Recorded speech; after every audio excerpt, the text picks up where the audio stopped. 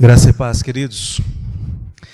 Meus irmãos, eu quero convidá-los desde já a abrirem a palavra do Senhor na carta de Tiago, no capítulo 1.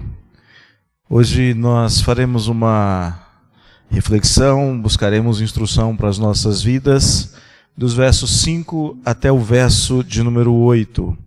Tiago, capítulo 1, versos 5 a 8. Deixa a sua Bíblia aberta.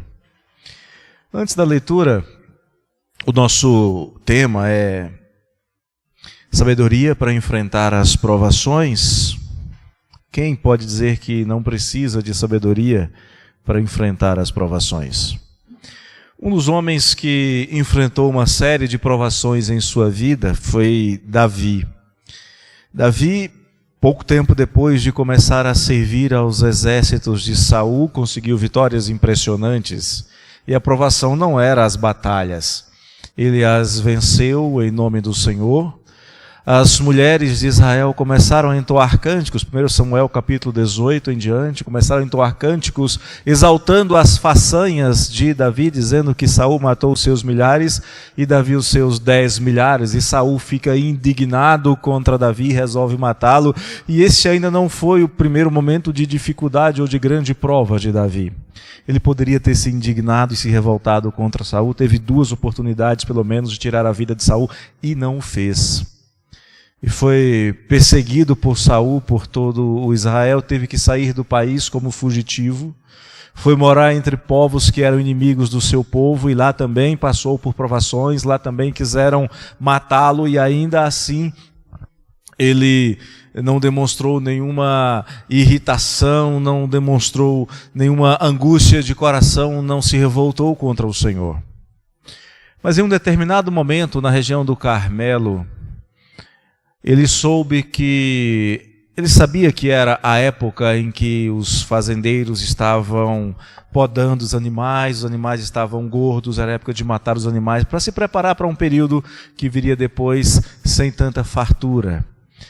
E ele então, que durante muito tempo ficou ali nas fronteiras, impedindo que os adversários, que os inimigos de Israel invadissem Israel, ele manda um pedido a um destes homens chamado Nabal.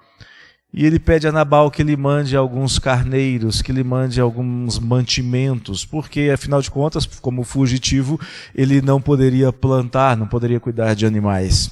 E ele também não era um salteador para roubar. E Nabal, então, olha para o emissário e diz: quem é Davi, esse cão fugitivo? Quem é Davi para pedir alguma coisa para mim? Ele está fugindo do seu senhor, eu não vou ajudar um fugitivo. E aí nós temos então um momento difícil na vida de Davi, onde lhe faltou sabedoria. Em outros momentos faltou também, no caso de Batseba e Urias, no caso do censo, mas nesse momento específico ele cometeria talvez a maior indignidade, uma das maiores indignidades da sua vida. Davi fica extremamente irritado contra Nabal e toma uma decisão, ele chama os seus soldados e dizem: vamos até Nabal e vamos exterminar a casa de Nabal.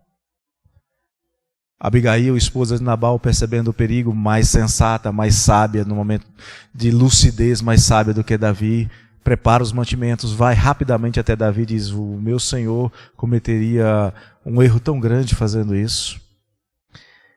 Momento em que faltou sabedoria ao grande general, ao maior rei da história de Israel, contado entre os homens, ao rei Davi. Faltou-lhe sabedoria na provação. Ele precisava de mantimentos. Eu acredito que ele precisava também de algum grau de reconhecimento. E faltou-lhe sabedoria, e ele intentou no seu coração destruir toda uma família, homens, mulheres e crianças, servos que não tinham nada a ver com a loucura que havia no coração de Nabal. Faltou-lhe conhecimento, faltou-lhe sabedoria. Tiago capítulo 1, versos 5 a 8 fala sobre como nós podemos enfrentar as provações com sabedoria. A palavra do Senhor diz o seguinte: se porém algum de vós necessita de sabedoria, peça a Deus, que a todos dá liberalmente, e nada lhes impropera, e ser-lhe-á concedida. Peça, porém, com fé, em nada duvidando, pois o que duvida é semelhante à onda do mar, impelida e agitada pelo vento. Não suponha este homem que alcançará do Senhor alguma coisa, homem de ânimo dobre, inconstante em todos os seus caminhos. Bondoso Deus, mais uma vez nos acercamos do seu trono de graça, nos aproximamos do teu trono de graça, Senhor, para te pedir que o Senhor nos fale segundo o ensino da tua palavra. Nós queremos aprender o que o Senhor tem revelado, que o Senhor tem mostrado, que o Senhor tem iluminado ao nosso entendimento. Ajuda-nos a compreender isto que o Senhor mandou que Tiago escrevesse, isso que o Senhor determinou que fosse registrado para nosso consolo, para nossa exortação, para nossa instrução. Dá-nos o entendimento, tanto na mente quanto no coração. Dá-nos a compreensão do que foi ensinado e a disposição para praticar o que foi ensinado. É o que nós te pedimos, ó Deus querido, em nome de Jesus. Amém. Onde obter sabedoria? A palavra nos diz que a sabedoria é um presente, é um dom de Deus. Com Tiago e também com os demais autores das Escrituras, nós aprendemos que as provações da nossa fé não são sinal de maldição e nem são sinal de uma eventual reprovação de Deus. As provações que Davi passou sendo perseguido por Saul foram resultados da aprovação de Deus e não de desaprovação. Eu sei que existem alguns mentirosos, emissários do diabo, que é o pai da mentira, que ensinam, que insistem em ensinar, em dizer que se alguém está passando por provação, é porque essa pessoa, de algum modo, proporcionou condições, abriu brechas na linguagem que gostam de usar, abriu brechas para que Satanás tivesse algum direito de influenciar a sua vida. Isso é uma mentira descarada. É uma mentira demoníaca. É uma mentira para enganar as pessoas e, por medo, mantê-las reféns de doutrinas que são alheias e que são ofensivas à palavra de Deus. E que, se são alheias e ofensivas à palavra de Deus, devem ser desprezadas de imediato. É o que Paulo diz para a gente em Gálatas, no capítulo 1. Estudamos já aqui, nesta igreja, os versos de 1 a 4. Já aprendemos que as provações são uma realidade da vida dos cristãos que são fiéis. A provação da fé tem resultados positivos. Ela produz perseverança. Ela produz a inteira aprovação diante do Senhor e até mesmo diante dos homens. É o resultado da aprovação da nossa fé. Eu quero que você guarde no seu coração isso. A aprovação da fé não é uma maldição, é uma dádiva de Deus. E ela só é concedida por Deus para aqueles que são fiéis. O crente, ele pode ser provado na perseguição, ele pode ser provado na riqueza, ele pode ser provado na segurança, pode ser provado no desconforto. O crente pode ser provado em toda e qualquer situação. Mas a Bíblia diz que em todas as situações em que nós formos provados, sejam elas quais forem, riqueza ou pobreza, fartura ou fome, em todas elas, o crente é de fato, se é crente, mais do que vencedor por meio de Cristo Jesus, aquele que nos amou. Mas a verdade é que, crente ou descrente, quando somos provados, a provação dói.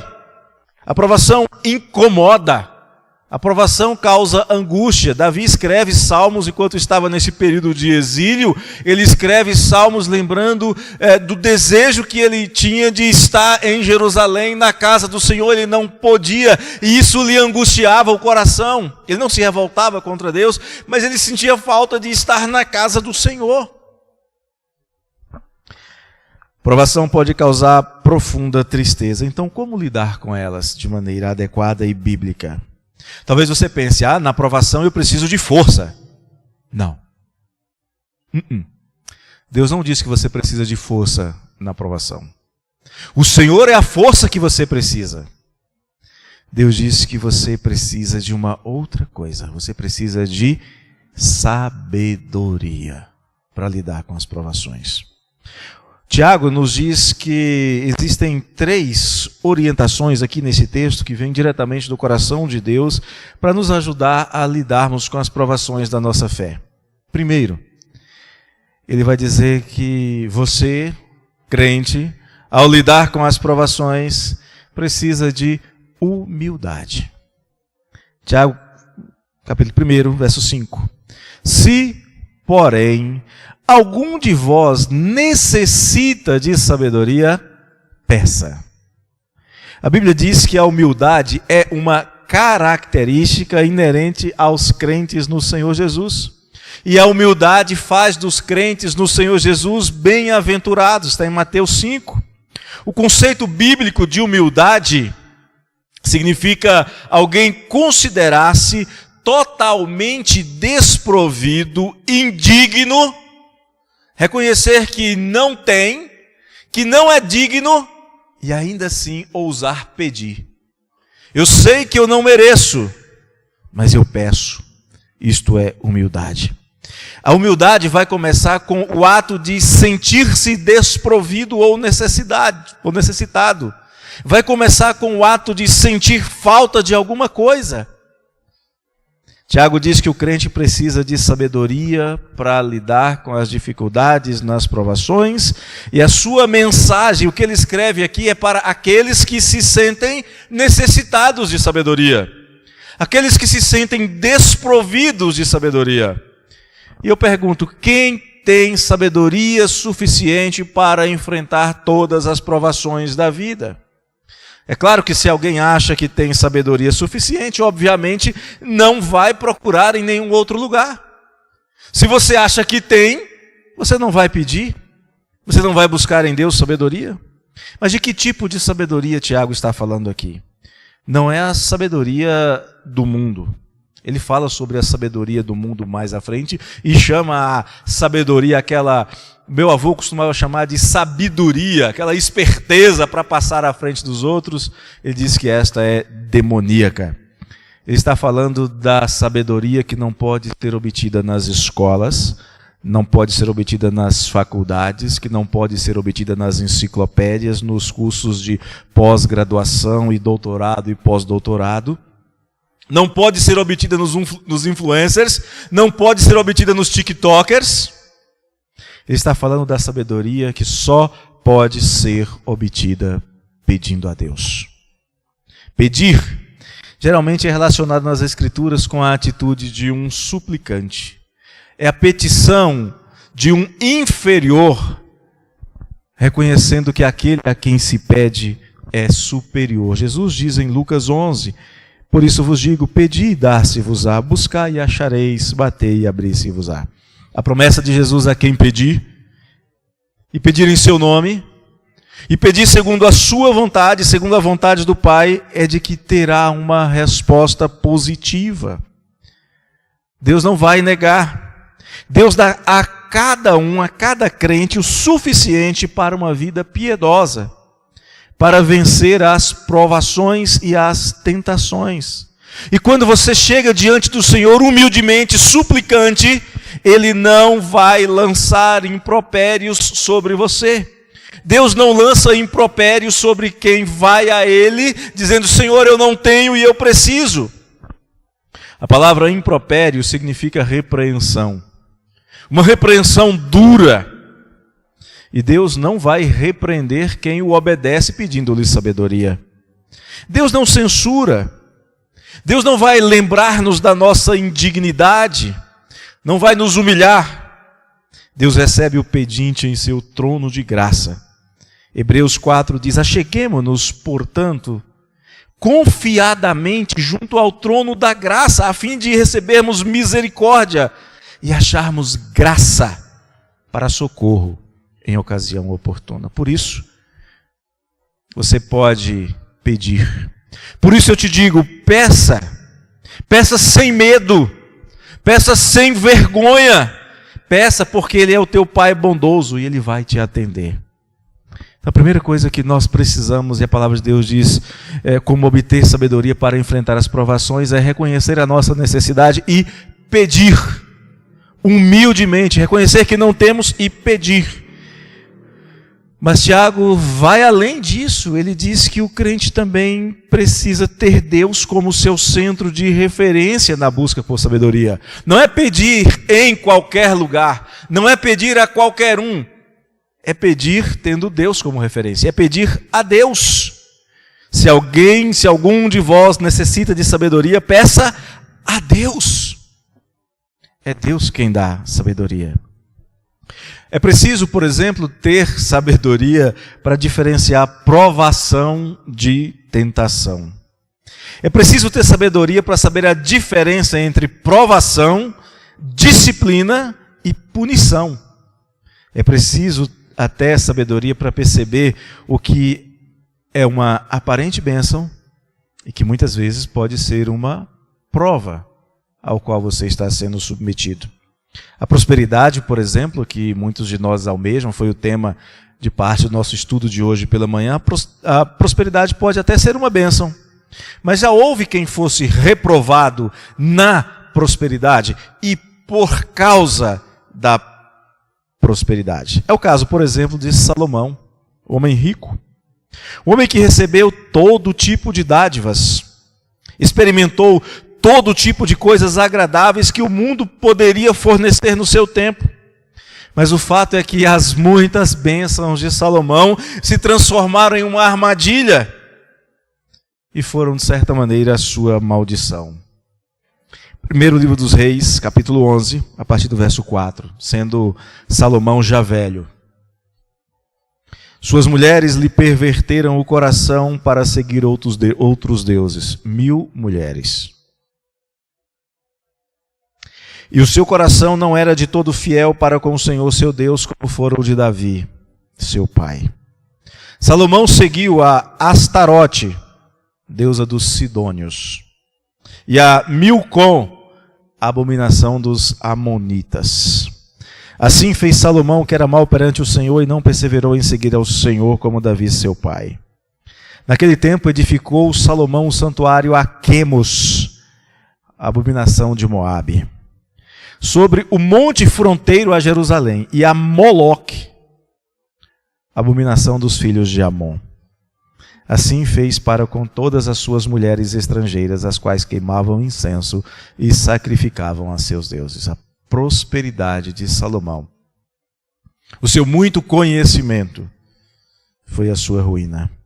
O problema de Salomão foi querer saber o sabor de experimentar todas as coisas, conhecer todas as coisas, e colocou essa busca de sabedoria segundo o mundo acima da sua fidelidade ao Senhor e acima da sabedoria que o Senhor lhe tinha dado. A referência de Salomão foi o mundo, mas a referência que Tiago nos aponta aqui não está no mundo. A referência que ele diz é Deus. Se alguém quer sabedoria, peça a Deus. Tiago está nos ensinando que a verdadeira sabedoria é teorreferente, isto é, só existe sabedoria se esta estiver relacionada a uma vida piedosa diante de Deus. Salomão tinha sabedoria, mas edificou altares a Astarote, a Quemos, a Milcom e a tantos outros. Tiago disse que a verdadeira sabedoria tem Deus como a sua origem. Não é curioso que mesmo o grande sábio Salomão, que escreveu sobre sabedoria, tenha desprezado o conhecimento do Senhor, deixado o seu coração ter sido tomado pela loucura? E por que isso? Porque ele deixou de ser teorreferente. Salomão provavelmente achou que não precisava de mais sabedoria de Deus. Achou que não precisava mais da sabedoria que vem do Senhor. E isto foi a razão da sua lamentável queda. E Tiago disse que se nós queremos sabedoria para enfrentar as provas a que seremos submetidos, nós devemos pedir sabedoria a Deus. Tiago está fazendo a mesma coisa que o Senhor Jesus mandou fazer: pedir, pedir e pedir. Pedir humildemente, pedir insistentemente, e quando você estiver cansado de pedir, quando as provações forem muito grandes, você não tiver mais força, aí é que você precisa pedir. Pedir para o Senhor renovar as suas forças, mesmo quando você já não tiver força nenhuma, e continuar pedindo ao Senhor por sabedoria. Nunca se esqueça de a quem você deve pedir. Peça a Deus, porque só Ele vai nos dizer Tiago no capítulo 1, verso 17, só Deus é a fonte de toda boa dádiva e de todo dom perfeito. Quer sabedoria? Para enfrentar as provações, peça a Deus, porque a sabedoria vem do Senhor, somente do Altíssimo. E além de pedir humildemente, além de pedir a Deus, você precisa pedir confiantemente. Você precisa pedir como um crente. Você não vai a uma pessoa que você sabe que vai te negar pedir alguma coisa. Tiago diz, peça, porém, com fé. Verso 6. Em nada duvidando, pois o que duvida é semelhante à onda do mar, impelida e agitada pelo vento. Por favor, não entenda aqui, quando Tiago diz peça com fé, aquela ideia de palavra de poder, de você declarar, de você exigir. Não é isso que Tiago está falando, não. Tiago é crente, Tiago não fala essas coisas, não. Tá? O que Tiago está dizendo aqui para nós? Ele diz que nós devemos lidar com as provações com sabedoria, vendo-as como um grande desafio, sabendo que nem todos nós estamos habilitados para enfrentar as grandes provas. Na verdade, é possível que talvez você que está ouvindo, que está aqui agora, você não esteja lidando adequadamente com a provação. É possível. As reações diante das provações podem variar muito. Alguns podem ficar irados, ou lamuriosos, ou murmurando, ou fugir das provações, criando algumas fórmulas emocionais, alguns escapes. Existem muitas maneiras de lidar com a provação. Alguns se voltam em impropérios contra a família, culpa a sociedade, e tem quem culpe até Deus ao ser provado. Sabe por quê? Porque para muitos o seu olhar está limitado a esta vida. As razões da sua esperança estão limitadas às coisas deste mundo. Se dá certo é porque as coisas deste mundo estão bem. E se não dá certo, são as coisas deste mundo que devem ser culpadas. E pessoas assim vão se tornar as mais infelizes entre os homens. É preciso então ser sábio para reconhecer que se você quer lidar com as provações, você precisa que Deus lhe dê sabedoria. A sabedoria que capacita a enfrentar as provações é, como nós já vimos, uma dádiva de Deus, é algo que Deus dá. Portanto, deve ser buscada em Deus. E é por isso que Tiago diz que quem precisa, quem necessita, quem quer sabedoria, deve pedir a Deus em nada duvidando. A pergunta é, quem é capaz de fazer isso? Quem é capaz de pedir a Deus em nada duvidando? A resposta da palavra de Deus é os crentes. Hebreus capítulo 11, de fato, sem fé é impossível agradar a Deus, porquanto é necessário que aquele que se aproxima de Deus creia que Ele existe e que se torna galardoador dos que o buscam. Deixa eu mudar um pouquinho. De fato, com fé, é possível agradar a Deus, porque se aproxima de Deus crendo que Ele existe e que Ele recompensa os que o buscam. É isso que Tiago está dizendo, é isso que o escritor aos Hebreus está dizendo. A palavra que nós temos aqui, que é traduzida por duvidar, tem vários sentidos. Entre eles o de tomar decisões para separar as coisas. Mas ela também significa vacilar. Ela também significa titubear. Ela significa ter dificuldade em decidir com firmeza e manter-se firme naquilo que se decidiu. Você pode até, a pessoa que titubeia, a pessoa vacilante, pode até tomar uma decisão, mas essa decisão vai sendo mudada ao sabor das circunstâncias. E Tiago diz, não deve ser assim, é sem nada duvidar. A descrição que Tiago faz aqui sobre os vacilantes é bastante curiosa e bastante apropriada. O vacilante é como as ondas que são agitadas ao sabor do vento. A água está lá paradinha. Se o vento vem da direita, leva a água em uma direção. Se o vento vem da esquerda, leva em outra direção. O vento é quem decide a direção para onde as águas vão. Provavelmente ele está se referindo aqui ao lago de Genezaré, que ele conhecia bem, onde os discípulos já haviam tido aquela experiência com os ventos que estavam a ponto de fazer o seu barco naufragar. Até Pedro, ali, naquele lugar, compreendeu o que acontece com quem duvida, com quem vacila em sua confiança em Jesus.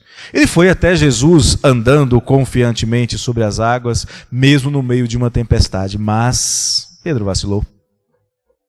Pedro olhou para as circunstâncias, Pedro duvidou, Pedro atentou para as forças dos ventos, para a violência das ondas, e ele tirou os seus olhos de Jesus, o autor e consumador da fé, e começou a naufragar, começou a afundar, e só foi salvo porque orou confiantemente ao Senhor, dizendo: salva-me, Senhor.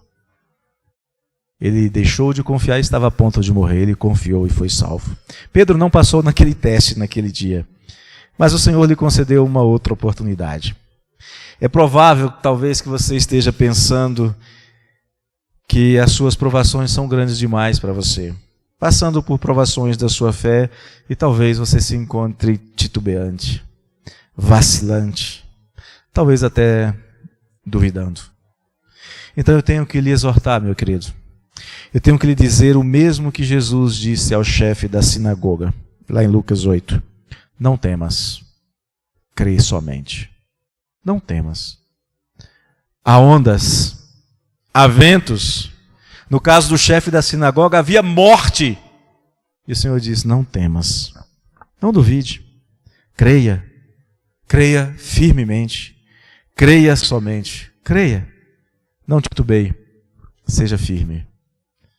E eu gostaria de concluir dizendo que se você crê, se você pede a Deus, você precisa continuar agindo assim constantemente. Seja humilde, seja teu referente, seja crente, seja constante. Tiago, versos 7 e 8. Não suponha este homem que alcançará do Senhor alguma coisa. Está falando dos vacilantes. Homem de ânimo dobre, inconstante em todos os seus caminhos. É uma repreensão para o inconstante. Portanto, a orientação para você é para você ser constante. Tiago faz uma distinção aqui entre crer e supor. O crente confia no Senhor e em suas promessas, independente das aparências, independente das circunstâncias. Paulo vai dizer que o crente é aquele que anda por fé e não por vistas. O crente se aproxima de Deus. O crente reconhece, confia que Deus recompensa, que Deus se torna galardoador dos que o buscam. Mas tem alguns que não creem, apenas supõem. A palavra supor significa fazer parecer a si mesmo, imaginar, ser de opinião de que uma coisa é como você pensa. Mas trata-se apenas de uma suposição, e suposição é diferente de fé. Suposição se baseia em aparências, fé se baseia na fidelidade de Deus, independente das circunstâncias. Cantamos há pouco: ainda que a figueira não floresça e não haja fruto na vide, ainda assim nós cremos na promessa do Senhor e nos alegramos no Senhor. Suposição é imaginação, fé é certeza. Em Hebreus 11 diz que a fé é a certeza de coisas que se esperam. Ainda não chegaram, mas eu espero. É a convicção de fatos que ainda não são vistos, mas eu tenho convicção, porque eu me baseio na promessa de Deus, na palavra de Deus. O crente pede com fé e não duvida.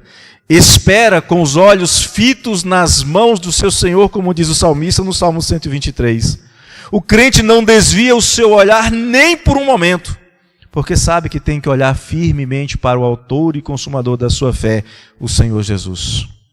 O crente pede com fé, pede humildemente ao seu Senhor que lhe dê sabedoria para enfrentar as provas, e por isso ele as enfrenta altaneiramente, vitoriosamente, porque o Senhor lhe concede sua graça. Foi por causa da sua fé e na sua confiança no Senhor que muitos crentes enfrentaram leões e ursos e feras e se tornaram os heróis da fé descritos em Hebreus 11. O crente pede com fé e humildade que o Senhor lhe dê sabedoria para enfrentar as provações. E por isso ele não duvida, ele crê somente. O crente não olha para os lados. O O crente não olha para os lados para não sentir desejo por qualquer outra coisa que não a bênção de estar na presença do seu Senhor e ser por Ele agraciado com toda sorte de bênçãos materiais e espirituais nas regiões celestiais em Cristo Jesus. O crente não olha para os lados. O crente não olha para trás buscando um mínimo de compensação nos prazeres transitórios do pecado, como fez, por exemplo, a mulher de Ló. O crente pede e recebe, porque pede com fé. O crente pede e recebe porque pede com humildade. O crente pede e recebe porque pede aquele que é poderoso para fazer infinitamente mais do que qualquer pessoa é capaz de pedir ou de imaginar. Pede a Deus, ao Deus Todo-Poderoso. O crente pede e recebe porque pede para ser fortalecido ao enfrentar as provações e nelas glorificar o seu Deus em sua vida. Então, eu quero concluir dizendo a você, peça com humildade e Deus te dará sabedoria. Peça a Deus e Ele não negará a bênção da sabedoria a você que o teme. Peça e creia, entregando confiantemente o seu caminho ao Senhor sem duvidar. Não duvide, nem desista. Seja perseverante e Ele satisfará os desejos do seu coração. O desejo do coração que o teme e que deseja glorificá-lo. Nosso desejo é que você, ao ser provado, você se lembre que você precisa da sabedoria que vem do Senhor. E por isso você peça humildemente, peça a Deus, peça com fé, peça perseverantemente. Seja Deus gracioso para conosco e nos abençoe com a sua santa sabedoria. Oremos. Bondoso Deus, nós te damos graças pela tua palavra bendita, Senhor. Exaltamos o teu glorioso nome e te pedimos em nome de Jesus que o Senhor nos dê aquilo que nós precisamos para enfrentar as provações da nossa fé. Nos dê sabedoria para percebermos quando estamos sendo provados. Nos dê sabedoria para percebermos a origem das provas, o propósito delas. Nos dê perseverança para, em meio às provações, buscarmos sempre glorificar ao Senhor. Ajuda-nos, ó Deus, ajuda-nos para que nós possamos, caminhando diante do Senhor, perseverantemente, em nada duvidando, glorificar o seu nome em meio a todo tipo de prova. Ajuda-nos, Senhor, precisamos disso, humildemente pedimos, em nome do nosso amado Senhor e Salvador Jesus Cristo. Amém. Quero convidar você a ficar de pé para nós louvarmos ao Senhor, no que fala justamente sobre pedir para ser atendido.